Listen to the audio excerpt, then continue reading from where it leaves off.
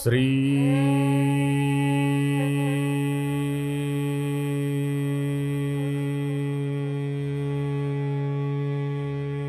ಗುರುಭ್ಯೋ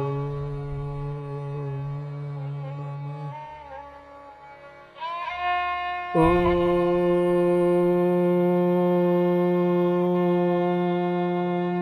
ಶ್ರೀ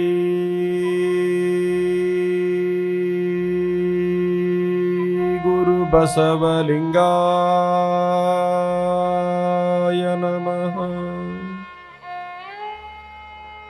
ಓಂ ಶ್ರೀ ಗುರುಕುಮಾರೇಶ್ವರಾಯ ನಮಃ.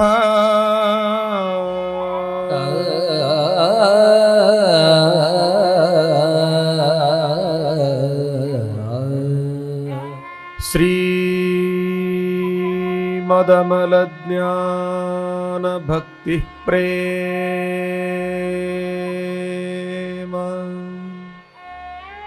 ವೇದ ಪುರಾಣ ಶಾಸ್ತ್ರಸ್ಥೋ ಮನುತನತ ಚಾರು ಚರಣಾಂ ಭೋಜಗನ ಮಹಿಮಾ ನಾಮರೂಪ ಕ್ರಿಯಾಕಲಾಪ ವಿರಾಮನನುಪಮ ದಿವ್ಯ ತೇಜೋ ಯೋಮಮೂರುತಿ ಗುರು ಗುಹೇಶ್ವರ ಲಿಂಗ ಶರಣಾರ್ಥಿ ಶರಣಾರ್ಥಿ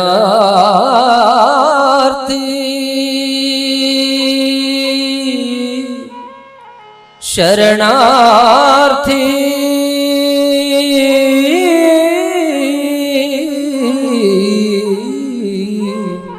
ಶರಣು ಶರಣಾರ್ಥಿ. ಮರುಳಶಂಕರ ದೇವರಿಗೆ ಕಿನ್ನರಿಯ ಬೊಮ್ಮನ್ನಂಗೆ ಇಲೇಶ್ವರದ ಕೇತಯ್ಯಂಗೆ ಗಾನದ ಕಣ್ಣಪ್ಪಯ್ಯಂಗೆ ಪರಿಪರಿ ಶಿವಲಿಂಗ ಭಕ್ತಿಯ ಪೊರುಟ ವಿಸಿಕಾಲನ ನಿವಾರಿಸಿ ಹರಣನೊಚ್ಚುತಗೊಂಡ ಶಿವಶರಣ ಶರಣೀಯರಿಗೆ ಶರಣು ಶರಣಾರ್ಥಿ.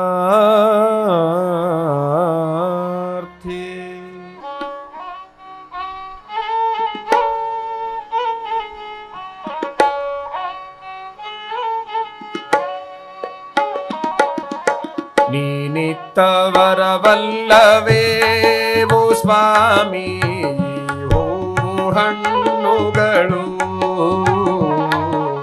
ನೀನಿತ್ತವರವಲ್ಲವೇ ಓ ಸ್ವಾಮಿ ನಮ್ಮ ಕಣ್ಣುಗಳು. ಈ ಭೂಮಿ ಬಾನು ಈ ದೇಹ ಈ ಪ್ರಾಣ ಎಲ್ಲವೂ ನಿನದಲ್ಲವೇ. ನೀನಿತ್ತವರವಲ್ಲವೇ ಓ ಸ್ವಾಮಿ ಹೋ ಹಣ್ಣುಗಳು.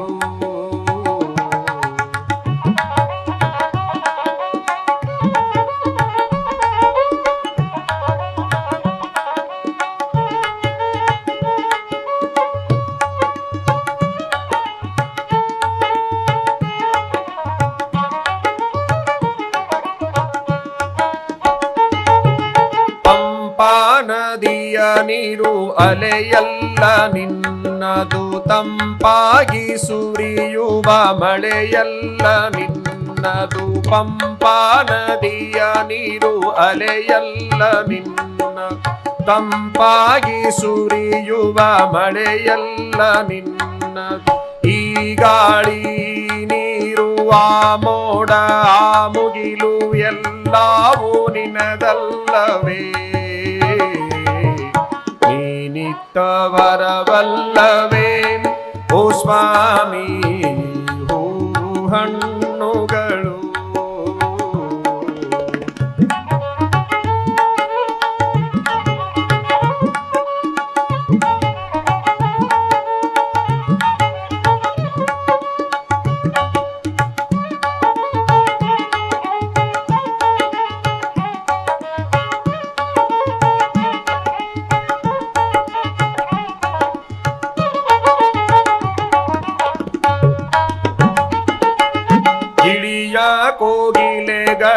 ಸ್ವರವೆಲ್ಲ ನಿನ್ನದು ಪಂಚವಾದ್ಯ ಮೇಳಲಯವೆಲ್ಲ ನಿನ್ನದು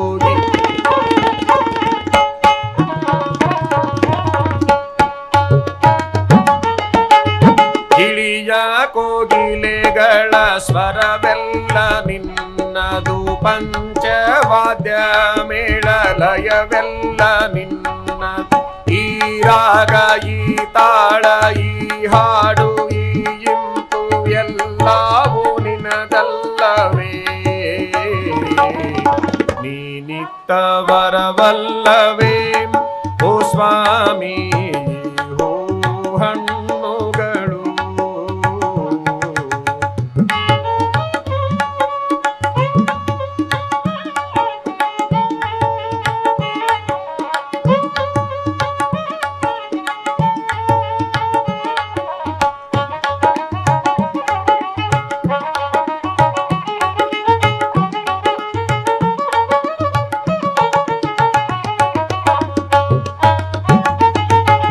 ನಿನಗೂವ ಚೂಕೆಯ ಹೊಳಪೆಲ್ಲ ನಿನ್ನದು ಕಾಮನ ಬಿಲ್ಲಿನ ಬಣ್ಣವು ನಿನ್ನದು ಆ ಸೂರ್ಯ ಆ ಚಂದ್ರ ಈ ರಾತ್ರಿ ಹಗಲು ಎಲ್ಲವೂ ನಿನದಲ್ಲವೇ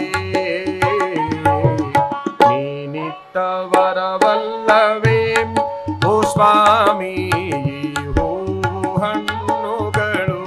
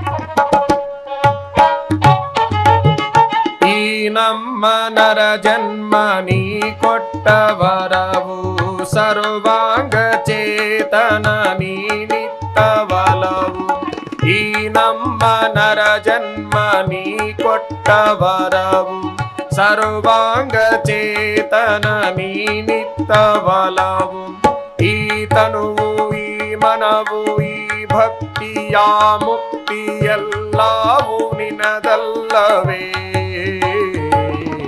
ನೀನಿತ್ತವರವಲ್ಲವೇ ಓ ಸ್ವಾಮಿ ಓ ಹಣ್ಣುಗಳು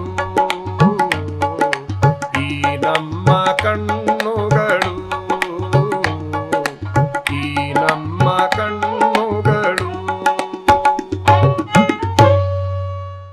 ಈ ಹುಬ್ಬಳ್ಳಿ ಮಹಾನಗರದ ಮಹಾಮಠದ ಅಧಿಪತಿಗಳಾಗಿರುವಂತಹ 3000 ಮಠದ ಜಗದ್ಗುರು ಮಹಾರಾಜ ಸನ್ನಿಧಾನದಲ್ಲಿ ಭಕ್ತಿಪೂರ್ವಕ ಪ್ರಣಾಮಗಳನ್ನು ಸಲ್ಲಿಸಿ, ಉಳಿದೆಲ್ಲ ಪೂಜ್ಯರಲ್ಲಿ ಪ್ರಣಾಮಗಳನ್ನು ಸಲ್ಲಿಸಿ, ಮಹಾಜನಗಳೇ ಮಾತೆಯರೇ ನಿಮಗೆಲ್ಲ ಶರಣು ಶರಣಾರ್ಥಿಗಳು.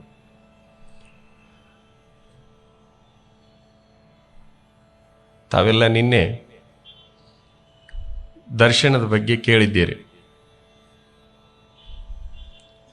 ಮನುಷ್ಯ ಜೀವನದಲ್ಲಿ ಸುಖವಾಗಿರಬೇಕಾಗಿತ್ತು ಅಂದರೆ ತನ್ನನ್ನು ತಾನು ದರ್ಶನ ಮಾಡಿಕೊಳ್ಬೇಕು. ಸದಾಕಾಲ ಹೊರಗೆ ನೋಡ್ತಾ ಬಂದಿರುವಂಥ, ಹೊರಗಿಂದನೇ ದರ್ಶನ ಮಾಡ್ತಾ ಬಂದಿರುವಂತಹ ಮನುಷ್ಯ ಒಳಗೆ ದರ್ಶನ ಮಾಡ್ತಾ ಹೋದರೆ ಆತ ಪರಿಪೂರ್ಣನಾಗ್ತಾನೆ ಅನ್ನುವಂತಹ ವಿಚಾರವನ್ನು ನೀವೆಲ್ಲ ಕೇಳಿದ್ದೀರಿ.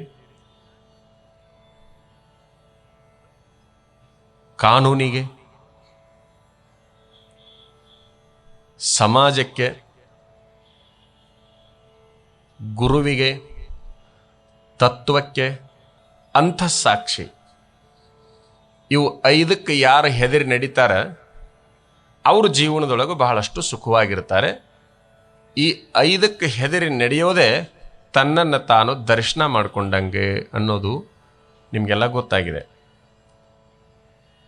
ತಮಗೆ ನಿನ್ನೆ ಸೂಚಿಸಿದ ಪ್ರಕಾರ ಇಂದಿನ ದರ್ಶನ ಯಾವುದು ಅಂದರೆ ಜಾತಿ. ವಿಶ್ವ ಮಟ್ಟದಲ್ಲಿ ಧರ್ಮಗಳ ಜಗಳ,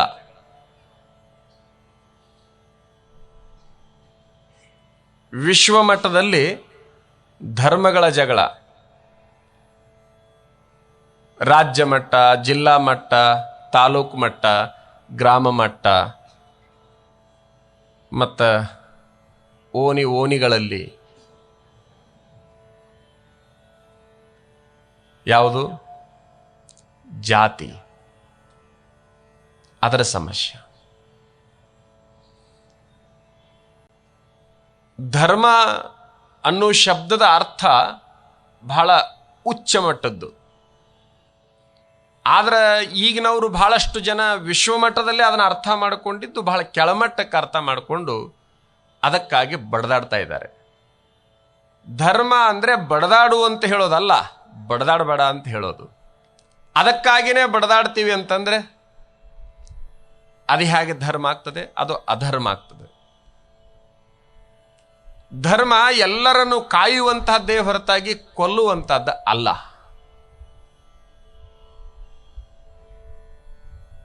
ಧರ್ಮ ಬಹಳ ಪವಿತ್ರವಾಗಿರುವಂತಹದ್ದು. ಈ ಜಾತಿಯನ್ನು ಶಬ್ದ ಏನೈತಲ್ಲ, ಇದು ಬಹಳಷ್ಟು ಅಪವಿತ್ರವಾಗಿರುವಂತಹದ್ದು. ಯಾರಾದರೂ ಜಾತಿಯನ್ನೇ ಪ್ರಾಬಲ್ಯವಾಗಿ ಇಟ್ಟುಕೊಂಡು ಜೀವನ ಸಾಗಿಸ್ತಾ ಇದ್ದಾರೆ ಅಂದರೆ ಅವರ ಜೀವನ ಅಪವಿತ್ರವೇ ಸರಿ. ಅದಕ್ಕೆ ಪವಿತ್ರ ಅಂತ ನಾನಂತೂ ಹೇಳೋದಿಲ್ಲ. ಯಾವುದು ಪವಿತ್ರವೇ ಅಲ್ಲ, ಯಾವುದು ಆದರ್ಶವೇ ಅಲ್ಲ, ಯಾವುದರ ಅವಶ್ಯಕತೆಯೇ ಇಲ್ಲ, ಅದನ್ನೇ ಆದರ್ಶವಾಗಿ ಇಟ್ಟುಕೊಂಡು ಹೋಗೋದೇನೈತಲ್ಲ, ಅದು ಆತನ ಅವನತಿಗೆ ಕಾರಣ ಆಗ್ತದೆ ಅಂತ. ವ್ಯಕ್ತಿಯ ಅವನತಿಗೆ ಕಾರಣ ಆಗ್ತದೆ. ಯಾವುದು? ಜಾತಿಯನ್ನೇ ಮುಂದಿಟ್ಟುಕೊಂಡು ಹೋಗ್ತಕ್ಕಂಥದ್ದು. ಇವತ್ತದರ ವೈಭವ ಹೆಚ್ಚು ನಡೆದಿರಬಹುದು, ಇನ್ನೂ ಒಂದು ಸ್ವಲ್ಪ ದಿವಸ ಅದು ತನ್ನ ಸಾಮ್ರಾಜ್ಯವನ್ನು ತೋರಿಸ್ತಿರಬಹುದು. ಆದರೆ ಅದು ಶಾಶ್ವತವಾಗಿರುವಂತಹದ್ದು ಅಲ್ಲ. ಯಾವುದು ಶಾಶ್ವತವಲ್ಲ, ಯಾವುದು ಆದರ್ಶವಲ್ಲ, ಅದನ್ನು ನಾವು ಎಂದೂ ಕೂಡ ನಂಬೋದಾಗಲಿ, ಅದರ ಬೆನ್ನು ಹತ್ತೋದಾಗಲಿ ಅದನ್ನು ಮಾಡಬಾರ್ದು ಅಂತ. ಅದನ್ನು ಮಾಡಬಾರ್ದು. ಮೊದಲು ಹುಟ್ಟಿರುವಂಥವು ಧರ್ಮಗಳು, ಅಂತೂ ಅವು ಹುಟ್ಟಿದವು. ಯಾರಿಂದ ಹುಟ್ಟಿದವು? ಆದರ್ಶರಿಂದ ಹುಟ್ಟಿದವು, ಆದರ್ಶ ವ್ಯಕ್ತಿಗಳಿಂದ ಹುಟ್ಟಿದವು. ಅವರು ಅವುಗಳನ್ನು ಹುಟ್ಟು ಹಾಕಿದ್ದು ಈ ನಾಡಿನ ರಕ್ಷಣೆಗಾಗಿ, ಈ ನಾಡನ್ನು ಒಡೆಯೋದಕ್ಕಾಗಿ ಅಲ್ಲ. ತಮಗೆಲ್ಲ ಗೊತ್ತಿದ್ದ ಹಾಗೆ ಒಂದೊಂದಿಷ್ಟು ವರ್ಷಗಳನ್ನು ಕಳೆದಿದ್ದಾವೆ. ಅವು ಸಾವಿರ ವರ್ಷಗಳನ್ನು. ಹಿಂದೂ, ಇಸ್ಲಾಂ, ಕ್ರೈಸ್ತ್, ಬೌದ್ಧ, ಜೈನ್, ಯಹೂದ್, ಸಿಖ್, ಇಸಾಯಿ, ಇವು ಬಹಳಷ್ಟು ಧರ್ಮಗಳು. ಅವಕ್ಕೆ ಬಹಳಷ್ಟು ವರ್ಷದ ಇತಿಹಾಸ ಇದೆ. ಅದಾದ ನಂತರದಲ್ಲಿ ಇವು ಜಾತಿಗಳು ಹುಟ್ಟುಕೊಂಡು, ಆ ಧರ್ಮಗಳಲ್ಲಿನೂ ಕೂಡ ಒಂದಿಷ್ಟು ಒಳಪಂಗಡಗಳಂತಾಗಿ ಅವು ಮತಗಳನ್ನಿಸಿಕೊಂಡು ವಿಶ್ವಮಟ್ಟದ ಬಹುದೊಡ್ಡ ಧರ್ಮ ಅನಿಸಿಕೊಂಡಿರುವಂತಹ ಕ್ರೈಸ್ತ ಮತದಲ್ಲಿನೂ ಕೂಡ ಒಳಪಂಗಡಗಳು, ರೋಮನ್ ಕ್ಯಾಥಲಿಕ್, ಪ್ರೊಟೆಸ್ಟೆಂಟ್, ಜುದಾ, ಹೀಗೆ ಅದರೊಳಗೂ ಕೂಡ ಒಳಪಂಗಡಗಳು. ಆ ಒಳಪಂಗಡಗಳಲ್ಲಿ 460 ಮತ್ತೆ ಹೆಚ್ಚಿನ ಒಳಪಂಗಡಗಳು. ಹಾಗೆ ಇಸ್ಲಾಂ ಧರ್ಮದೊಳಗೂ ಕೂಡ ಸುನ್ನಿ, ಸಿಯಾ, ಹೀಗೆ ಅದರೊಳಗೂ ಒಳಪಂಗಡಗಳು. ಮತ್ತದರೊಳಗೆ 10 ಒಳಪಂಗಡಗಳು. ಹೀಗೆ ಬೇರೆ ಬೇರೆ ಧರ್ಮಗಳಲ್ಲಿ. ಈ ಹಿಂದೂ ಧರ್ಮದೊಳಗೂ ಸಹಿತ ಸಾಕಷ್ಟು ಒಳಪಂಗಡಗಳು, ಪ್ರಧಾನವಾಗಿ ಬ್ರಾಹ್ಮಣ, ಕ್ಷತ್ರಿಯ, ವೈಶ್ಯ, ಶೂದ್ರ ಪ್ರಧಾನವಾಗಿ. ಅದರೊಳಗೆ ಮತ್ತೆಷ್ಟು ಜಾತಿಗಳು? ಕಡಿಮೆ ಅಂದ್ರೂ 3000. ಈ ಹಿಂದೂ ಧರ್ಮದಲ್ಲಿ ಎಷ್ಟು ಒಳಪಂಗಡಗಳಿದ್ದಾವಂದ್ರೆ 3000 ಒಳಪಂಗಡಗಳು. 4ರಲ್ಲಿ 3000 ಆದವು.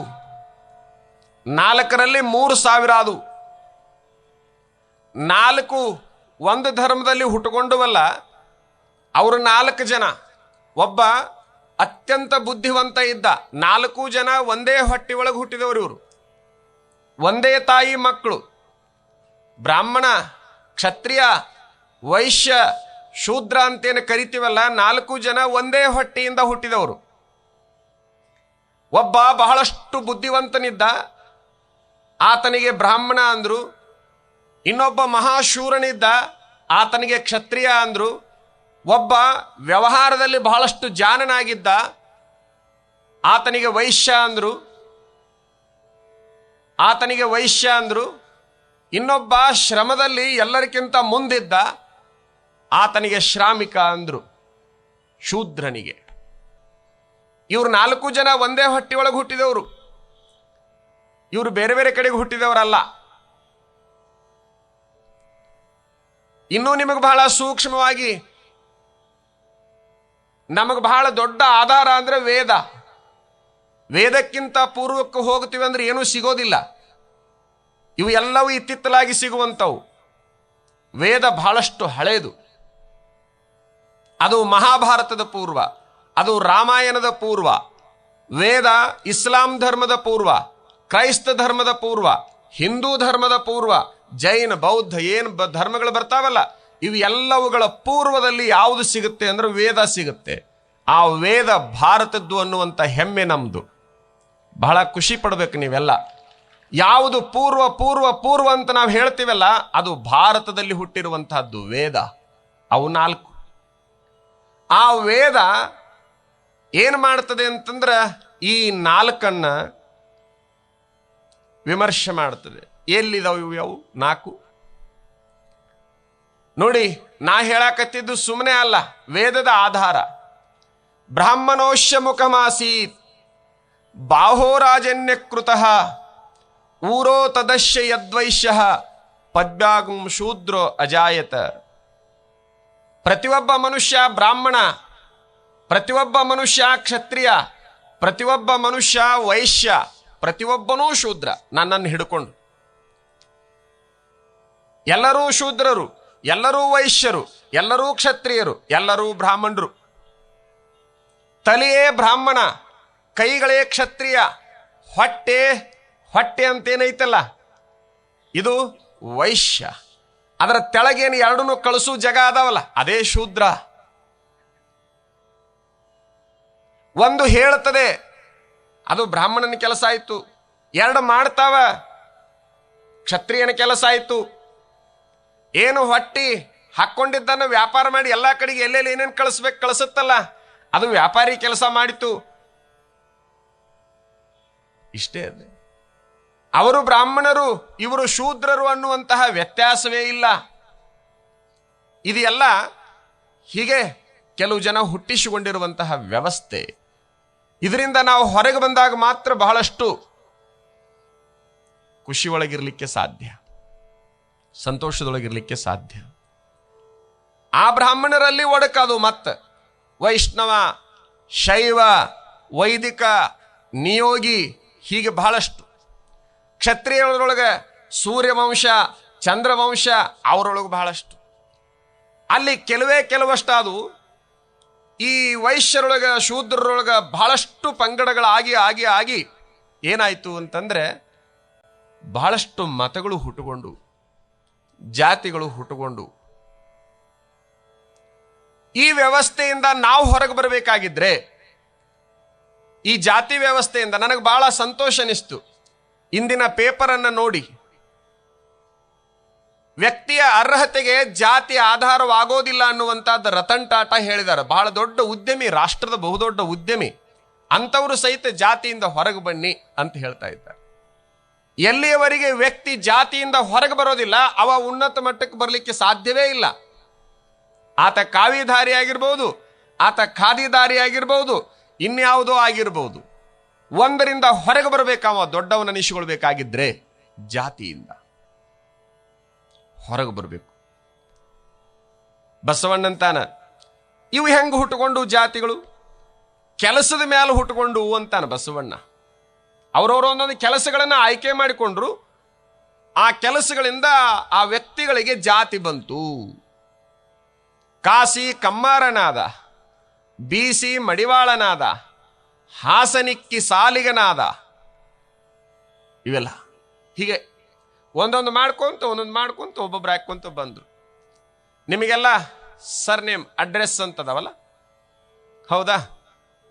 ಕೆಲವು ಜನರಿಗೆ ಉಳ್ಳಾಗಡ್ಡಿ ಅಂತ ಇರ್ತೈತಿ. ಉಳ್ಳಾಗಡ್ಡಿ ಅನ್ನೋದೇನದು? ಅವ್ರು ಕಾಯಂ ಉಳ್ಳಾಗಡ್ಡಿ ಬೆಳೀತಿದ್ರು, ಇಲ್ಲ ಉಳ್ಳಾಗಡ್ಡಿ ಮಾರ್ತಿದ್ರು.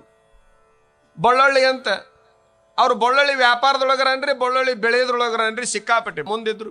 ಬೇಲದಾರು ಅಂತ ಇರ್ತೈತಿ. ಹೀಗೆ ನೀವೀಗೂ ಸಹಿತ ಕರಿತಿರ್ತೀರಿ ಕೆಲವು ಜನರನ್ನ. ನಾನು ನೋಡಿದ್ದೀನಿ. ಹಿಂಗೊಂದು ಆಟೋ ಹೊರಟಿತ್ತು ಅಂತಂದ್ರೆ ಆಟೋದವನ ಹೆಸರು ಗೊತ್ತಿಲ್ಲದಕ್ಕೆ ಏನಂತೀರಿ ನೀವು? ಏ ಆಟೋ ಅಂತೀರಿ. ಅಂತೀರಲ್ಲ, ಇಲ್ಲದೇನು ಹೇಳಾಕತ್ತಿಲ್ಲ ನಾ. ಏ ಆಟೋ ಅಂತೀರಿ. ಆಟೋ ಮಾತಾಡತ್ತ?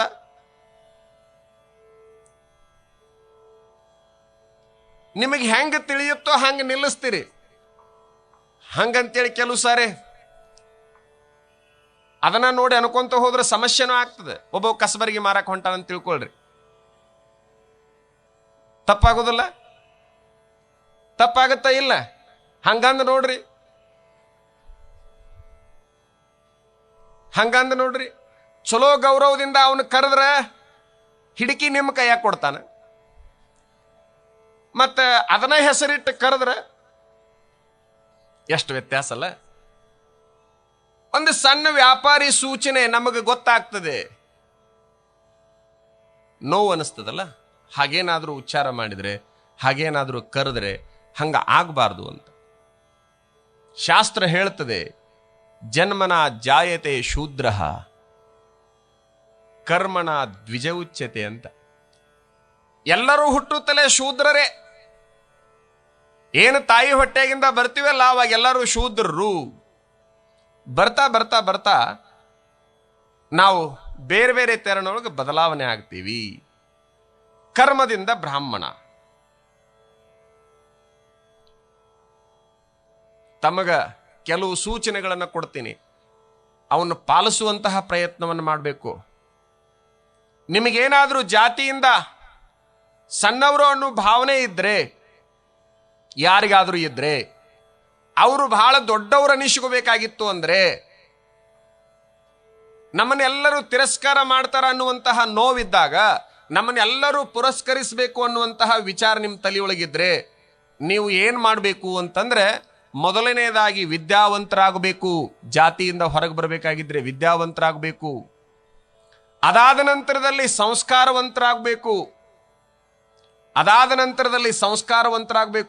ಅದಾದ ನಂತರದಲ್ಲಿ ಉತ್ತಮ ಉದ್ಯೋಗಪತಿಗಳಾಗಬೇಕು.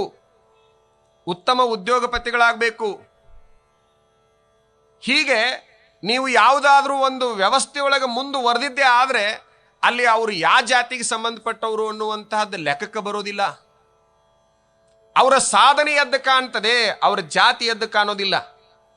ವ್ಯಕ್ತಿ ಜಾತಿಯಿಂದ ಗುರುತಿಸಿಕೊಳ್ಳಬಾರದು, ವ್ಯಕ್ತಿ ಧರ್ಮದಿಂದ ಗುರುತಿಸಿಕೊಳ್ಬಾರದು, ವ್ಯಕ್ತಿ ತನ್ನ ಸಾಧನೆಯಿಂದ ಬೌದ್ಧಿಕ ಮಟ್ಟದಿಂದ ಗುರುತಿಸಿಕೊಳ್ಬೇಕೇ ಹೊರತಾಗಿ ನಾ ಇಂಥ ಜಾತಿಯಾಗಿ ಹುಟ್ಟಿದಾವ ಅನ್ನೋದಕ್ಕೆ ಅರ್ಥ ಏನೈತಿ?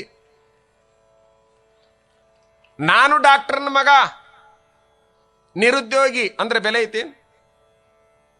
ಇರಬಹುದು ಡಾಕ್ಟರ್ನ ಮಗ, ಏನು ಉಪಯೋಗ?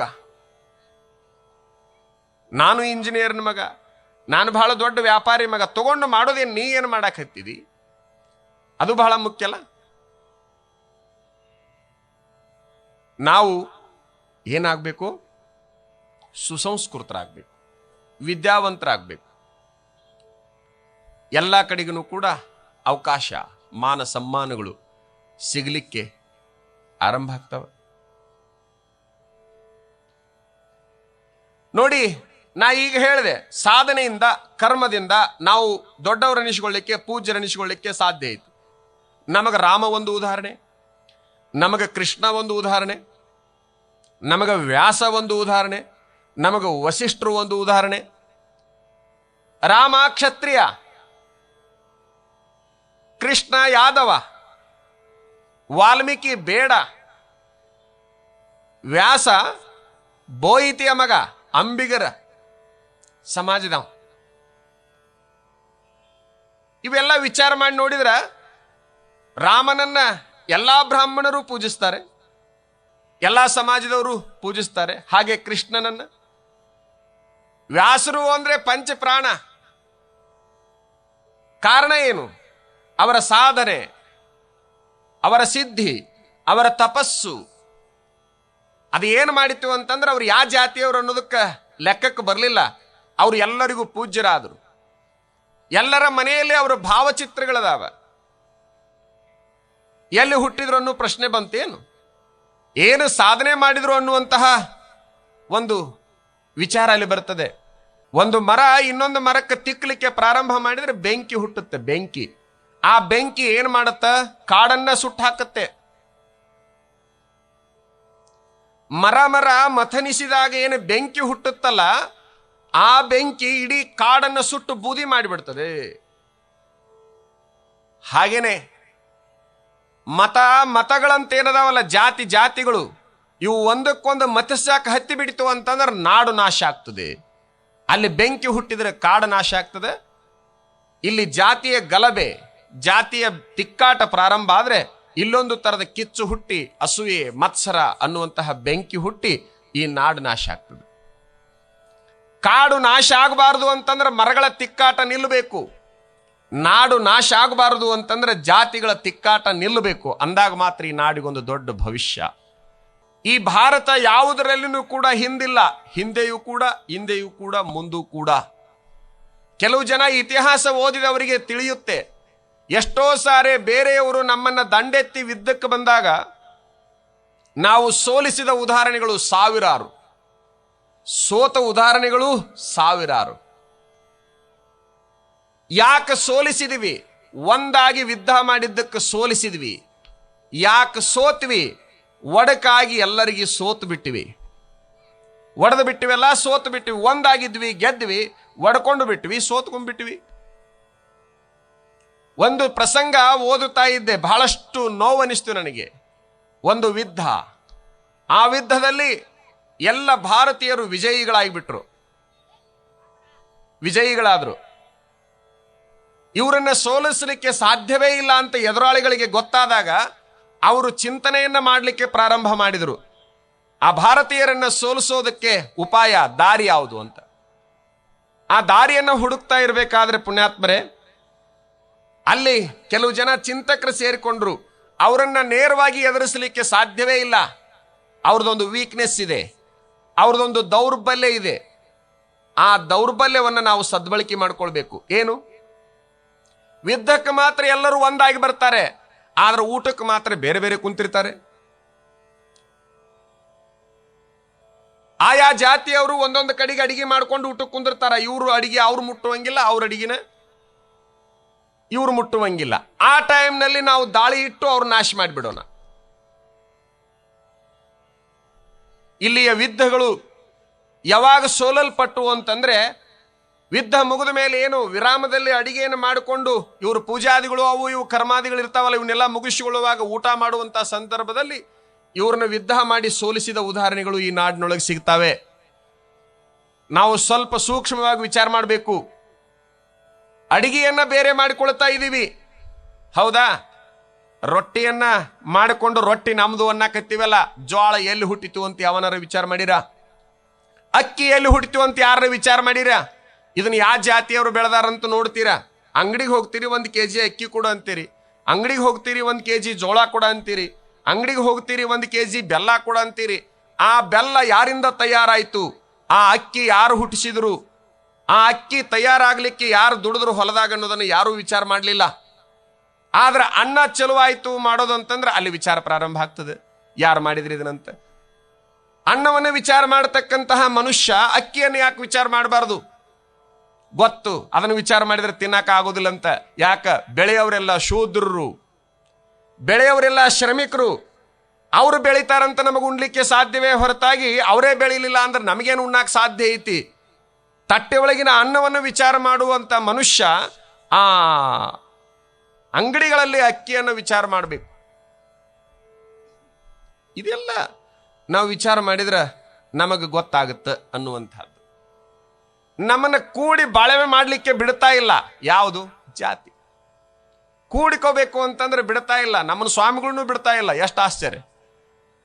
ನಿಮ್ಮನ್ನು ಬಿಡ್ಲಾರ್ದಂಗೆ ಹೋಗ್ಲಿ ಆ ಕಡೆ, ನಮ್ಮನ್ನು ಬಿಡುವಲ್ದದು, ನಮ್ಮನ್ನು ಕಾಡ್ತಾ ಐತಿ. ಏನಾದ್ರೂ ಸ್ವಲ್ಪ ಧೈರ್ಯ ಮಾಡಿ ಹೊಂಟ್ರೆ ನಮ್ಮ ಸಮಾಜದವ್ರನ್ನವ್ರು ನಮಗೆ ಬೆನ್ನ ಹತ್ತಾರ. ಏನು ಆಶ್ಚರ್ಯ ಇಲ್ಲ? ಎಂತಹ ಅಜ್ಞಾನ ಅಲ್ವೇ? हिंदू जाते हैं मंदिर और मुस्लिम जाते हैं मस्जिद. मंदिर मस्जिद नाम अलग है, दोनों के पत्थर एक है. ಒಬ್ಬ ಬರಿತಾನ, ನಾವು ಹೋಗ್ತೀವಿ ಮಂದಿರಗಳಿಗೆ, ಇದು ನಮ್ಮದು ಮಂದಿರ ಅಂತ ಬಹಳ ಹೆಮ್ಮೆಯಿಂದ ಹೇಳ್ಕೊಳ್ತೀವಿ. ಇಸ್ಲಾಂ ಧರ್ಮದವರು ಹೋಗ್ತಾರ, ಈ ಮಸ್ಜಿದ್ ನಮ್ದು, ಮಸೀದ್ ನಮ್ದು ಅಂತ ಹೇಳ್ತಾರ. ಇವ ಹೇಳ್ತಾನ, ಅದನ್ನು ಕಲ್ಲಿನಿಂದ ಕಟ್ಟ್ಯಾರ, ಇದನ್ನು ಕಲ್ಲಿನಿಂದ ಕಟ್ಟ್ಯಾರ. ಅಲ್ಲಿರೋದು ಕಲ್ಲು, ಅದು ಮಂದಿರನೂ ಅಲ್ಲ ಮಸೀದಿನೂ ಅಲ್ಲ ಅನ್ನೋದನ್ನ ತಿಳ್ಕೊಂಡ್ರೆ ಜಗಳನೇ ಇಲ್ಲ ಅನ್ನುವಂತಹ ಮಾತನ್ನ ಅಂತ ಹೇಳ್ತಾನೆ. ब्राह्मण डालते हैं जनिवार और लिंगायत डालते हैं शिवदार. जनिवार शिवदार नाम अलग है, दोनों के दाग एक है. ಅಂಗಡಿಯಾಗ ದಾರ ಅದು ನಿನ್ನ ಕೊಳ್ಳಾಗ ಬಂದ ಆತ್ ನೋಡು ಬೇರೆ ಬೇರೆ. ಚಲೋ ಜನಿವಾರ ನಂದು, ಶಿವದಾರ ನಂದು. ದಾರ ಮಾತ್ರದು, ಅದು ಜನಿವಾರನೂ ಅಲ್ಲ, ಅದು ಶಿವದಾರನೂ ಅಲ್ಲ, ಅದು ಕೇವಲ ದಾರ, ಅದು ಕೇವಲ ದಾರ. ನಿನ್ನ ಜನಿವಾರಕ್ಕ ನಿನ್ನ ಶಿವದಾರಕ್ಕ ಆಧಾರ ದಾರ. ಆ ಆಧಾರ ಇಲ್ಲ ಅಂತಂದ್ರೆ ಎಲ್ಲೈತಿ ಶಿವದಾರ, ಎಲ್ಲೈತಿ ಜನಿವಾರ? ಆಧಾರದಾಗಿರೋದು ಹತ್ತಿ ಮಾತ್ರ, ಆಧಾರದಾಗಿರೋದು ಹತ್ತಿ ಮಾತ್ರ, ಬೇರೆ ಏನಿಲ್ಲ. ಹೌದು, ನಮ್ಮೊಳಗ ಇದು ಇನ್ನೂ ಬಹಳಷ್ಟು ಆಳವಾಗಿ ಊರಿದೆ. ನಾವೆಲ್ಲ ಒಂದು ಅನ್ನುವಂತಹ ಭಾವನೆ ನಮಗ ಬರಬೇಕು, ಶೀಘ್ರ ಬರಬೇಕು. ನೆಲನೊಂದೇ ಹೊಲಗೇರಿ ಶಿವಾಲಯಕ್ಕೆ, ಜಲವೊಂದೇ ಶೌಚ ಆಚಮನಕ್ಕೆ, ಕುಲವೊಂದೇ ತನ್ನ ತಾನರಿದವನಿಗೆ, ಫಲವೊಂದೇ ಷಡುದರ್ಶನ ಮುಕ್ತಿಗೆ. ಕುಲವೊಂದೇ ನಿಲವೊಂದೇ ಕೂಡಲ ಸಂಘ ನಿಮ್ಮನ್ನರಿದ ಶರಣಂಗೆ. ಎಷ್ಟು ಚಲೋ ಉದಾಹರಣೆಗಳನ್ನು ಕೊಟ್ಟಾನ ಬಸವಣ್ಣ. ನೆಲ ಒಂದ್ರೊಳಗೆ ಗುಡಿ ಕಟ್ಟಿದ್ವಿ, ಅಲ್ಲಿ ಪೂಜಾದಿಗಳನ್ನ ಪ್ರಾರಂಭ ಮಾಡಿದ್ವಿ, ಅದು ಬಹಳ ಪವಿತ್ರ ಅಂತ ಹೆಸರಿಟ್ಟಿವಿ. ಇನ್ನೊಂದು ಜಾಗದಾಗ ಅದನ್ನು ಮಾಡಿ ಬಂದ್ವಿ, ಅದಕ್ಕೆ ಹೊಲಗೇರಿ ಅಂತ ಹೆಸರಿಟ್ವಿ. ಅದನ್ನು ಮಾಡಿದವನು ನೀನ, ಇದನ್ನು ಮಾಡಿದವನು ನೀನ. ಗುಡಿ ಕಟ್ಟಿದವನು ನೀನ, ಅದನ್ನು ಮಾಡಿ ಅದಕ್ಕೆ ಹೊಲಗೇರಿ ಅಂತ ಹೆಸರಿಟ್ಟವನು ನೀನ. ಒಂದ ನಳದಾಗ ಬರೋ ನೀರ್ನ ಒಂದು ತಂಬಿಗಾಗ ತಗೊಂಡು ಹೋದಿ, ಅದಕ್ಕೆ ಉಪಯೋಗ ಮಾಡಿದಿ. ಅಲ್ಲಿಂದ ಬಂದ್ಮೇಲೆ ಜಳಕ ಮಾಡಿ ಅದ ನಳದಾಗಿ ನೀರು ತಗೊಂಡು ಬಂದಿ, ಈ ಕಡೆ ಪೂಜಾಕ್ಕೆ ಉಪಯೋಗ ಮಾಡಿದಿ. ನಳದಾಗಿ ನೀರು ನೀನು ಉಪಯೋಗ ಮಾಡಿ, ಅದು ಆ ಕಡೆದ್ದು ಇದು ಈ ಕಡೆದ್ದು. ಅದನ್ನು ಮುಟ್ಟಿದ್ರೆ ಕೈ ತೊಳ್ಕೋಬೇಕು, ಇದನ್ನು ಮುಟ್ಟಬೇಕಾದ್ರೆ ಕೈ ತೊಳ್ಕೋಬೇಕು. ಯಾರೂ ಮುಟ್ಟಬಾರ್ದನ್ನುವಂತ ಮನುಷ್ಯ ಅಡವಿಗೆ ನೀರು ತಗೊಂಡು ಹೋಗಿದ್ದ. ಈ ತತ್ರಾಣಿ ಅಂತ ಹಿಂದಿನ ಕಾಲಕ್ಕಿದ್ದು, ಈಗೂ ಅಲ್ಲೊಂದು ಕಡೆಗೆ ಇಲ್ಲೊಂದು ಕಡೆಗೆ ಸಿಗ್ತಾವ. ತತ್ರಾಣಿ ಮಣ್ಣಿಂದಿರ್ತದೆ, ಅದು ಬಾಯಿ ಭಾಳ ಸಣ್ಣದಿರ್ತದೆ, ಚಿಕ್ಕದಿರ್ತೈತಿ, ಒಳಗೆ ನೀರು ಹಿಡ್ಕೊಂಡಿರ್ತದೆ, ಬಹಳ ತಂಪಿರ್ತೈತಿ. ಹೆಚ್ಚಾಗಿ ರೈತರು ಅದನ್ನು ಬಳಸ್ತಿದ್ರು. ಇವು ಪ್ಲಾಸ್ಟಿಕ್ ಬಾಟ್ಲಿ ಬಂದ ಮೇಲೆ ಹೋತದು. ನಾನು ನೋಡ್ತೀನಿ ರೀ, ಎಲ್ಲವೂ ಬರೀ ಆ ಬಾಟ್ಲಿ ತೊಗೊಂಡು ಹೋಗ್ತಾವ. ಬಾಟ್ಲಿ ಅಂದ್ರೆ ಗನ ಪ್ರೀತಿ ನಮ್ಮ ಮಂದಿಗೆ, ಅದರೊಳಗೆ ಏನಾರ ಇರಲಿ, ಒಟ್ಟು ಬಾಟ್ಲಿ ಬೇಕಪ್ಪ. ನನಗೆ ನಿನ್ನೊಬ್ರು ಹೇಳ್ತಾ ಇದ್ರು, ಈ ದೇಶದ ಬಹುದೊಡ್ಡ ಶ್ರೀಮಂತರ ಮನೆಯಲ್ಲಿ ಯಾವ ಪಾತ್ರೆಗಳಲ್ಲಿ ಅಡಿಗೆ ಮಾಡ್ತಾರೆ, ಯಾವುದರಲ್ಲಿ ನೀರು ಕುಡಿತಾರೆ ಅಂತಂದ್ರೆ ಮಣ್ಣಿನ ಪಾತ್ರೆಗಳಲ್ಲಿ ಅಡಿಗೆ ಮಾಡ್ತಾರೆ, ಮಣ್ಣಿನ ಪಾತ್ರೆಗಳಲ್ಲಿ ನೀರು ಕುಡಿತಾರೆ. ದೇಶದ ದೊಡ್ಡ ಶ್ರೀಮಂತರು. ನಿಮ್ಮನಾಗ ಏನಾರ ಮಣ್ಣಿನ ಗಡಿಗೆ ಕಾಣ್ರಿ ಎಲ್ಲರ ಮಂದಿ ತಪ್ಪು ತಿಳ್ಕೊಂಡಾರ ಅನ್ನೋದು ಏನೇನಾರ ತಂದಿಟ್ಟುಕೊಳ್ಳೋದು. ಯಾವುದರಲ್ಲಿ ಅಡಿಗೆ ಮಾಡೋದ್ರಿಂದ ನಾವು ಪೂರ್ಣ ಆರೋಗ್ಯವಂತರಾಗಿರ್ತೇವೋ, ಯಾವುದರಲ್ಲಿ ನೀರು ಕುಡಿಯೋದ್ರಿಂದ ನಾವು ಪೂರ್ಣ ಆರೋಗ್ಯವನ್ನು ಪಡಿತೇವಲ್ಲ, ಅದು ಮಣ್ಣಿನ ಪಾತ್ರೆ ಮಾತ್ರ. ಮಣ್ಣಿನ ಪಾತ್ರೆ ಒಳಗೆ ಸಿಕ್ಕಿರುವಂಥ ಆರೋಗ್ಯ ಇನ್ಯಾವ ಲೋಹದ ಪಾತ್ರೆಗಳಲ್ಲೂ ಸಿಗೋದಿಲ್ಲ. ನೀವು ವಿಚಾರ ಮಾಡಬೇಕು. ಅಂತಹದ್ರೊಳಗೆ ನೀರು ಒಯ್ದಿರುವಂತಹ ಆಚಾರವಂತ ಮನುಷ್ಯ ಗಿಡಕ್ಕೆ ಜೋತ್ ಬಿಟ್ಟು ಕೆಲಸ ಮಾಡ್ತಾ ಇದ್ದ. ಆತನಿಗೆ ಪರಿಚಯ ಇದ್ದ ಒಬ್ಬ, ಆತನ ದೃಷ್ಟಿಯಲ್ಲಿ ಕೀಳು ಜಾತಿಯ ಮನುಷ್ಯಗೊಂಡವ ಅಲ್ಲಿಗೆ ಬಂದಿದ್ದ. ಆತ ಬಂದ, ಆತಗೆ ಬಾಯಾರಿಕೆಯಾಗಿತ್ತು, ನೀರು ನೋಡಿದ, ತಗೊಂಡ, ಕುಡ್ದ. ಅರ್ಧ ಕುಡ್ದ, ಅಲ್ಲಿ ಇಟ್ಟ. ಅಷ್ಟರೊಳಗೆ ಇವನು ಬಹಳಷ್ಟು ಕೂಗಾಡ್ತಾ ಬಂದ. ಅಯ್ಯೋ ಪಾಪಿ, ನೀರು ಕೇಳಿದ್ರೆ ಕೊಡ್ತಿದ್ದೆ, ನನ್ನ ತತ್ರಾಣಿಯನ್ನು ಮುಟ್ಟಿಬಿಟ್ಟೆಲ್ಲ. ಎಷ್ಟು ವಿಚಿತ್ರ ಅಲ್ಲ. ನೀರು ಕೇಳಿದ್ರೆ ಕೊಡ್ತಿದ್ನಂತೆ, ಎತ್ತಿ ಹಾಕ್ತಿದ್ನಂತೆ, ಅದನ್ನು ಮುಟ್ಟಿಬಿಟ್ಟೆಲ್ಲ. ನನಗೆ ಗೊತ್ತಾಗಲಿಲ್ಲ ರೀ, ಬಹಳ ಬಾಯಾರಿಕೆ ಆಗಿತ್ತು, ಹಾಗಾಗಿ ಮುಟ್ಟಿದೆ, ಕುಡಿದಿ. ಈಗ ಅದನ್ನು ಶುದ್ಧ ಮಾಡಕ್ಕೆ ಎಷ್ಟು ಕಷ್ಟ ಐತಿ ಗೊತ್ತೇನು? ಏನು ಕಷ್ಟ ರೀ ಹೇಳ್ರಿ, ಎಷ್ಟರ ಕಷ್ಟ ಆಗಲಿ, ನಾ ಮಾಡ್ತೀನಿ ಅಂದವ. ಅವನಿಗೆ ಮೊದಲು ನೀರು ಬೇಕಾಗಿತ್ತು, ಆಮೇಲೆ ಶುದ್ಧ ಮಾಡಿದ್ರೆ ಆತನ ಒಪ್ಪಿಕೆ. ಅವ ಏನು ಶುದ್ಧ ಮಾಡಕ್ಕೆ ಕಷ್ಟ ಏನಿಲ್ಲ, ಕಟ್ಟಿಗೆ ತಗೊಂಡು ಬಂದು ಉರಿ ಹಚ್ಚಿ ಸುಡ್ಬೇಕದ ಈಗ ಒಳಗ ಹೊರಗ, ಅಂದ್ರೆ ಶುದ್ಧ ಆಗತ್ತ. ಹೌದಾ? ಏನು ದೊಡ್ಡ ಆಗದ್ರಿ? ನನ್ನ ಕಿಸೆದಾಗ ಬೆಂಕಿ ಪೊಟ್ಟಣ ಅದ, ಇಲ್ಲೇ ಕಟ್ಟಿಗೆ ಸಿಗ್ತಾವ, ತರ್ತೀನಿ, ಹಾಕಿ ಸುಟ್ಟು ಬಿಡೋನು. ಆವಾಗ ಕಟ್ಟಿಗೆ ಆರಿಸಿಕೊಂಡು ಬಂದು ಹಿಂಗಿಟ್ಟ ಪುಟು ಮಾಡಿ ಬೆಂಕಿ ಹಚ್ಚುದು. ಅಷ್ಟರೊಳಗನ ಅಲ್ಲೊಬ್ಬ ಸಾಧು ಬಂದ. ಏನ್ ಮಾಡಾಕತ್ತೀರಪ್ಪ ಇಬ್ರು? ಏನ್ ಮಾಡ್ಬೇಕ್ರಿ, ಬಾಯಾರಿಕೆ ಆಗಿತ್ತು, ನೀರು ಕುಡ್ದೆ, ಅದೇನ ಮುಟ್ಟಿ ಮೈಲಿಗೆ ಆಗೈತಂತ ಇವ ಸುಡ್ಬೇಕನ್ನಕತ್ತಾನ, ಅದ್ರ ಸಲುವಾಗಿ ಇದನ್ನೆಲ್ಲ ಮಾಡಾಕತ್ತೀವಿ. ಓಹೋ, ಆ ಸಾಧು ಕೇಳ್ತಾನ ಗಡಿಗೆ ಮಾಲಕನ್ನ, ಅದನ್ನು ಸುಡೋದ್ರಿಂದ ಶುದ್ಧ ಆಗತ್ತೇನು? ಹಾ, ಶುದ್ಧ ಆಗತ್ತೆ. ಏ ತಮ್ಮ, ಅಲ್ಲೇನು ಕುಂತಿದ್ನಲ್ಲ ನೀರು ಕುಡ್ದು ಕುಂತಾವ, ಒಂದು ಸ್ವಲ್ಪ ಅವನಟ್ಟು ಮುಟ್ಟಿ ಬಿಡು, ಅವನು ಸುಡುನು. ಯಾಕೆ? ಅವ ಶುದ್ಧ ಆಗ್ಬೇಕಲ್ಲ, ಮುಟ್ಟ ಮೊದಲ. ಅವ ಮುಟ್ಟೆ ಬಿಟ್ಟ, ಬಾಳ ಕಟ್ಟಿಗೆ ಬೇಕೀಗ. ಸಾಧ್ಯ ಏನು? ಒಂದು ಸ್ವಲ್ಪ ಯಾಕೆ ವಿಚಾರ ಮಾಡಬಾರ್ದು?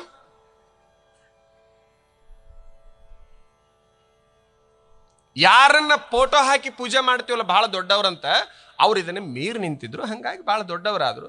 ನಾವು ಅದರೊಳಗೆ ಇದೀವಲ್ಲ, ಬಹಳ ಸಣ್ಣವರ ನಿಶ್ಚಿಗೊಳ್ತೀವಿ. ನಾವು ದೊಡ್ಡವರಾಗಕ್ಕೆ ಸಾಧ್ಯನೇ ಇಲ್ಲ, ದೊಡ್ಡವರಾಗ್ಲಿಕ್ಕೆ ಸಾಧ್ಯವೇ ಇಲ್ಲ. ಬಸವಣ್ಣ ಬಹಳ ದೊಡ್ಡ ಆತ. ಒಂದು ಸಾರೆ ಅಂಗಳದೊಳಗೆ ಆಡ್ತಾ ಇದ್ದ ಒಬ್ಬ ಚಮ್ಮಾರ 2 ಪಾದುಕೆಗಳನ್ನು ಮಾಡಿಕೊಂಡು ಬಂದ. ಮಾದರಸರಿಗೆ ಅಂತೇಳಿ ಬಹಳ ಸುಂದರವಾಗಿ ತಯಾರು ಮಾಡಿದ್ದ. ತಲೆ ಮೇಲೆ ಹೊತ್ತುಕೊಂಡು ಬಂದ, ದೊಡ್ಡವ್ರಿಗೆ ಒಯ್ಯಾಕತ್ತೀನಿ ಅಂತ. ಮಾಡಿದವ ತಲೆ ಮೇಲೆ ಹೊತ್ಕೊಂಡು ಬರಾಕತ್ತಾನೆ. ಎಷ್ಟು ಒಳ್ಳೆಯವಿರಬೇಕು. ಆಡುವಂತ ಹುಡುಗ ಏನ್ ತಂದೆಪ್ಪ? ಅಪ್ಪಾರಿಗೆ 2 ಪಾದರಾಕ್ಷಿಗಳನ್ನು ತಂದೀನಿಯಪ್ಪ. ಹೆಂಗದವ್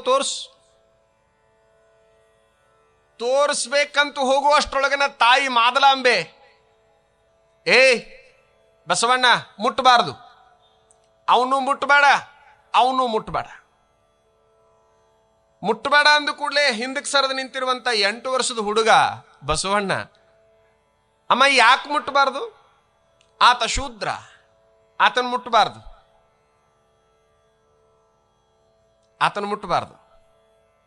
ಆತ ಶೂದ್ರ, ಆತನ ಮುಟ್ಟಬಾರ್ದು.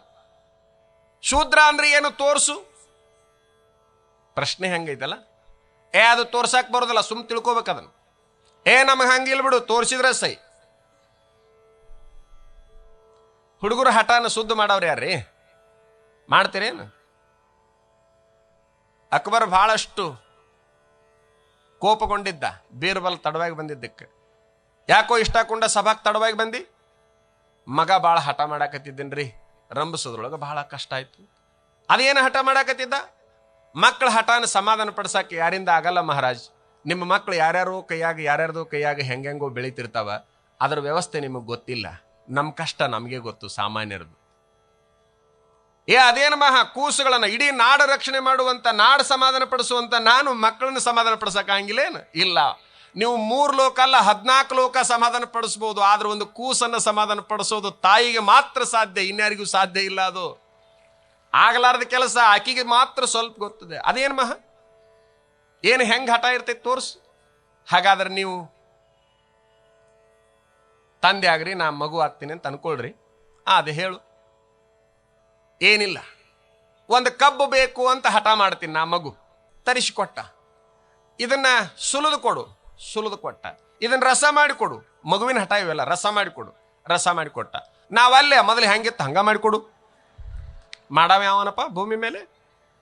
ಇನ್ನೊಂದು ತುಣುಕ್ ಕೊಟ್ರೆ ಅದು ಬ್ಯಾಡ ಅನ್ನತ್ತ. ಅದನ್ನ ನಾವಲ್ಲೇ ಮೊದಲದಿ ಹೆಂಗಿತ್ತು ಹಂಗ ಮಾಡಿಕೊಡು. ಇದಕ್ಕಿಂತ ಬೇರೆ ಹೇಳು. ನನಗೊಂದು ಆನೆ ಬೇಕು, ರಗಡದವು ತರಿಸಿದ. ನನಗೊಂದು ಗಡಿಗೆ ಬೇಕು, ಗಡಿಗೆ ತರಿಸಿದ. ಈ ಆನೆ ಗಡಿಗಾಗ ಹೋಗಿ ಇಸ್ಕೊಡು. ಮಾಡ್ತೀರೇನು ಯಾರು? ಇಲ್ಲಲ್ಲ. ಮಗು ತೋರ್ಸು ಅಂತ ಹೇಳ್ತದೆ. ತಾಯಿ ಅಸಹಾಯಕಳಾಗಿ ಅವರು ಮಾಂಸಾಹಾರಿಗಳು, ಹಂಗಾಗಿ ಅವ್ರನ್ನ ಮುಟ್ಟಬಾರ್ದಪ್ಪ. ಅಮ್ಮ ಮಾಂಸಾಹಾರಿಗಳನ್ನ ಮುಟ್ಟಬಾರದು. ಅವರು ಶೂದ್ರರು. ಹಿಂಗೆ ಹೇಳಿದಾಗ ಬಸವಣ್ಣ ಎಷ್ಟು ಚಾಣಾಕ್ಷನಾಗಿದ್ದ ಅಂದ್ರೆ, ಆತ ತಾಯಿಗೆ ಪ್ರಶ್ನೆ ಮಾಡ್ತಾನ, ನೀ ತೊಡಿ ಮೇಲೆ ಬೆಕ್ಕ ಮಲಗಿಸಿಕೊಂತೀಯಲ್ಲ, ಅದು ಇಲಿ ತಿಂತೈತಿ, ಮತ್ತೆ ಅದನ್ನ ಯಾಕ್ರೆ ಮುಟ್ತಿದಿ? ಅದು ಮಾಂಸಾಹಾರನ ಅಲ್ಲ. ನಾಯಿನ ದಿನ ದುಬ್ಬ ತಿಕ್ತಿಯಲ್ಲ, ಅದು ದಿನ ಹೋಗಿ ಏನೇನಾರ ತಿಂದು ಬರ್ತೈತಿ, ಅದು ಮಾಂಸಾಹಾರಿ ಅಲ್ವೇ? ಆ ಬೆಕ್ಕಿಗಿಂತ, ಆ ನಾಯಿಗಿಂತ ಈ ಮನುಷ್ಯ ಕನಿಷ್ಠ ಏನು? ಪ್ರಶ್ನೆ ಮಾಡ್ತಾನ. ಇದು 8 ವರ್ಷದ ಮಗ ಪ್ರಶ್ನೆ ಮಾಡಿರ್ಬೇಕು ಅಂತ ನಿಮಗನ್ಸುತ್ತೆ. ಇನ್ನೊಂದು ಬಹಳ ಮಹತ್ವದ್ದು ಹರಿಹರ ಬರಿತಾನ. ಎಂತಹ ಕಠಿಣ ಇತ್ತು. ಈಗ ಒಂದು ಸ್ವಲ್ಪ ಬದಲಾವಣೆ ಆಗಿದೆ, ಸಮಾಧಾನಕರ. ಆದ್ರೂ ಈ ಇತ್ತಿತ್ತಲಾಗಿ ಒಂದು 10 ವರ್ಷದಾಗ ಬಹಳ ಹೆಚ್ಚಾಗಕತ್ತೈತಿ. ಯಾವುದು? ಆ ವ್ಯವಸ್ಥೆ ನೋಡಿ. ಒಬ್ಬ ವ್ಯಕ್ತಿ ಹೊರಟಿದ್ದ, ಅಲ್ಲಿ ಒಂದು ಕಾರ್ಯ ನಡೆದಿತ್ತು, ಪೂಜಾ ಕಾರ್ಯ, ಹೋಮ. ಆ ಹೋಮದಲ್ಲಿ ಬಹಳಷ್ಟು ಮಂತ್ರ ಘೋಷಣೆಗಳು, ಅದನ್ನ ಹಾಕೋದು ಇದನ್ನ ಹಾಕೋದು, ಹವನ ಮಾಡೋದು ಮಾಡ್ತಾ ಇದ್ರು.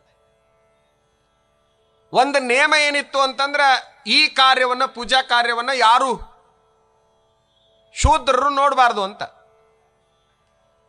ಇತ್ತು.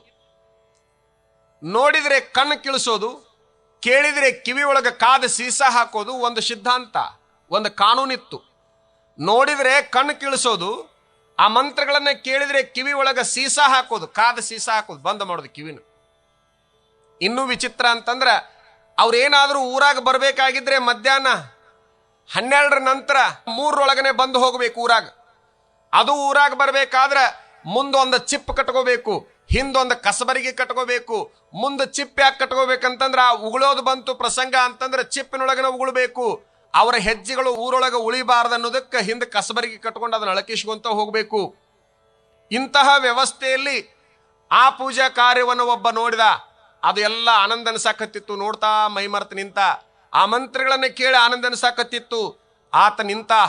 ಯಾರೋ ಒಬ್ಬರು ನೋಡಿದ್ರು, ಅಯ್ಯೋ ಪಾಪಿ, ನೀನು ನಮ್ಮ ಪೂಜಾ ಕಾರ್ಯವನ್ನು ನೋಡಿ ಅಪವಿತ್ರ ಮಾಡಿಬಿಟ್ಟೆಲ್ಲ ಅಂತ ಶಾಪಿಸ್ಲಿಕ್ಕೆ ಹತ್ತಿದ್ರು, ಸಾಪಳಿಸ್ಲಿಕ್ಕೆ ಹತ್ತಿದ್ರು, ನಿಂದೆ ಮಾಡ್ಲಿಕ್ಕೆ ಹತ್ತಿದ್ರು.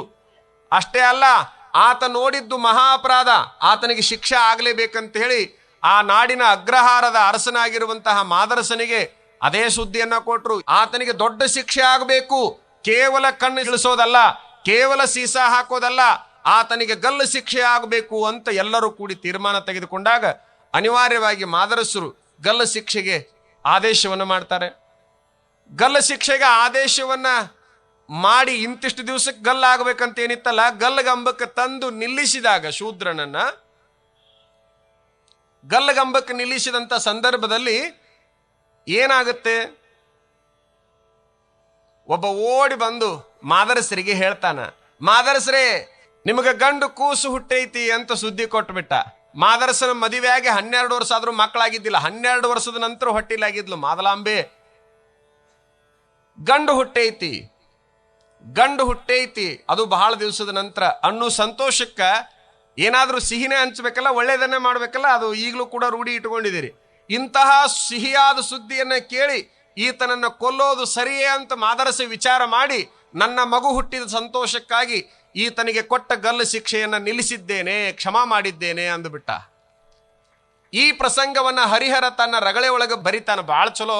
ಹುಟ್ಟಿನೊಂದಿಗೆ ಹೊಲೆಯ ಬಿಡುಗಡೆ ಮಾಡಿದಂಬಸವ.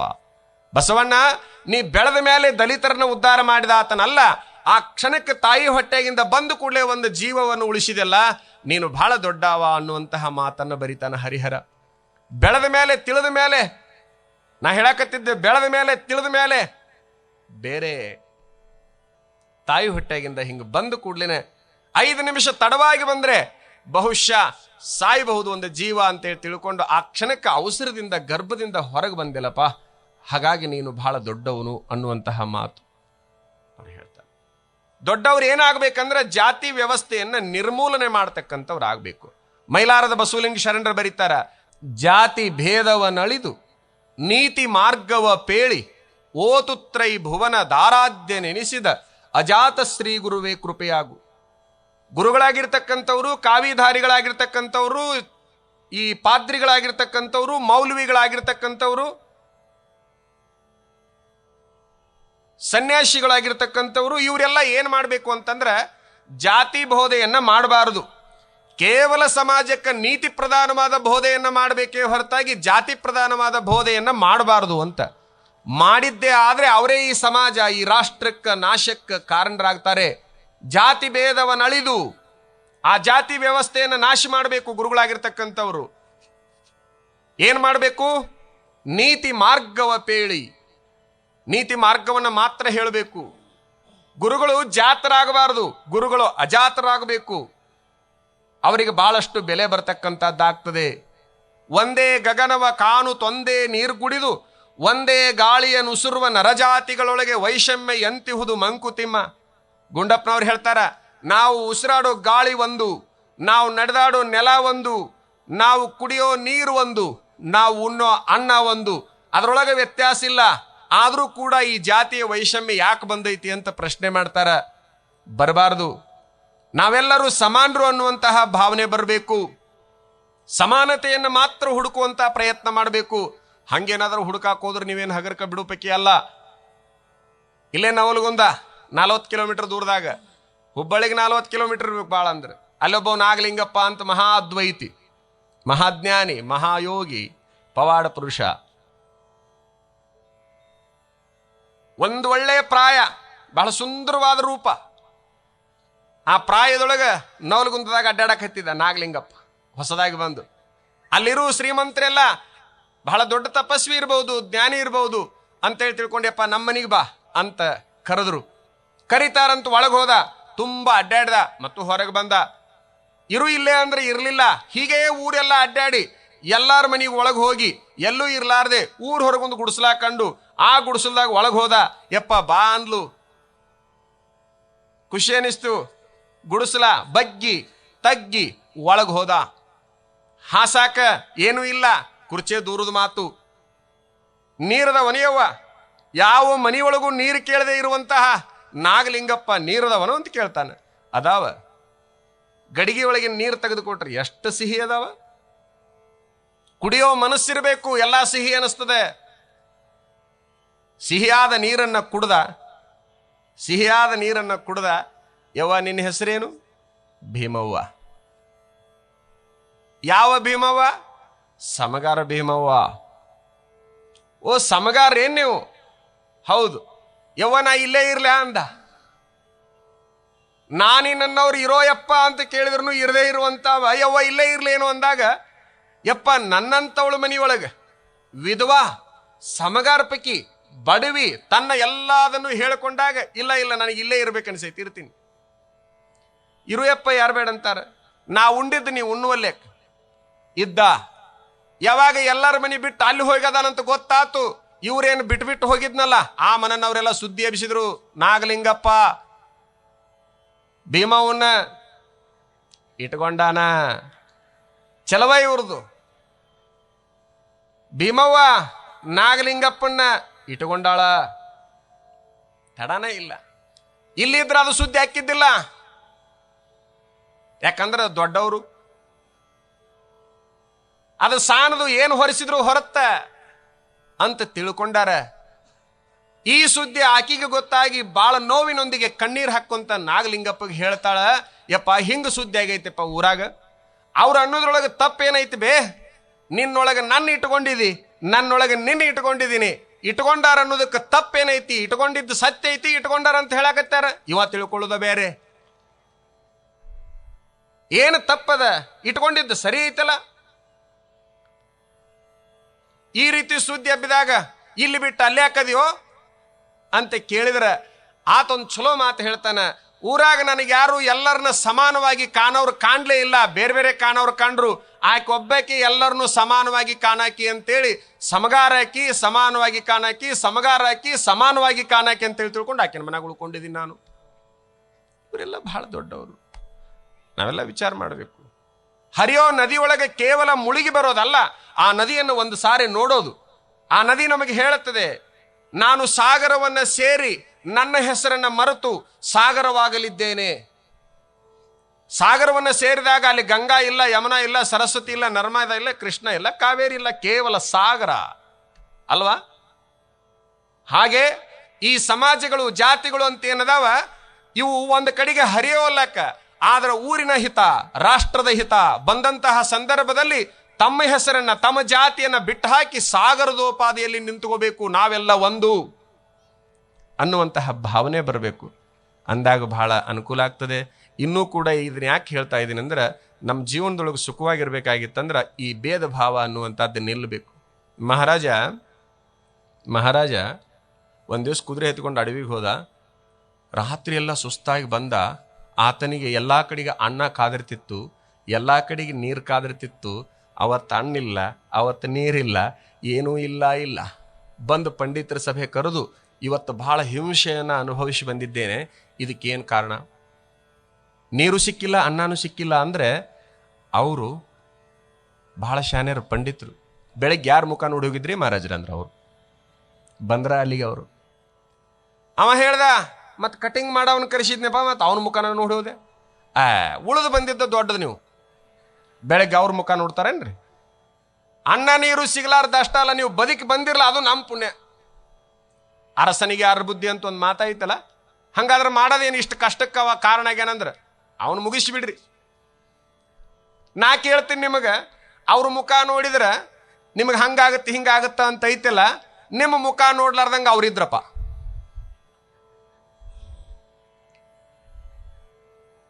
ನಿಮ್ಮ ಮುಖನ ಯಾವನು ನೋಡುದಿಲ್ಲ,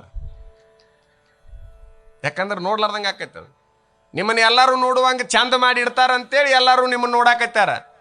ಒಂದು ವೇಳೆ ಎಲ್ಲರೂ ತೀರ್ಮಾನ ತಗೊಂಡ್ರು ಅವ್ರ ಮುಖ ಇನ್ಮೇಲೆ ಯಾರು ನೋಡಂಗಿಲ್ಲ, ಗಲ್ಲ ಶಿಕ್ಷೆ ಕಾಯಮಾತು ತಂದು ಗಲ್ಲಗಂಬಕ್ಕೆ ನಿಲ್ಲಿಸಿದಾಗ ಯಾಕ್ರಿ ಇದು ಅಂತ ನಾವು ಅವತ್ತು ಬೆಳಗ್ಗೆ ನೀನ ಮುಖ ತೋರಿಸಿದಿ, ಅದ್ರ ಸಲುವಾಗಿ ನನಗೆ ಅನ್ನನೂ ಸಿಕ್ಕಿಲ್ಲ, ನೀರು ಸಿಕ್ಕಿಲ್ಲ, ಅದಕ್ಕೆ ನೀನ ಕಾರಣ, ಅದ್ರ ಸಲುವಾಗಿ ನಿನಗೆ ಗಲ್ಲು.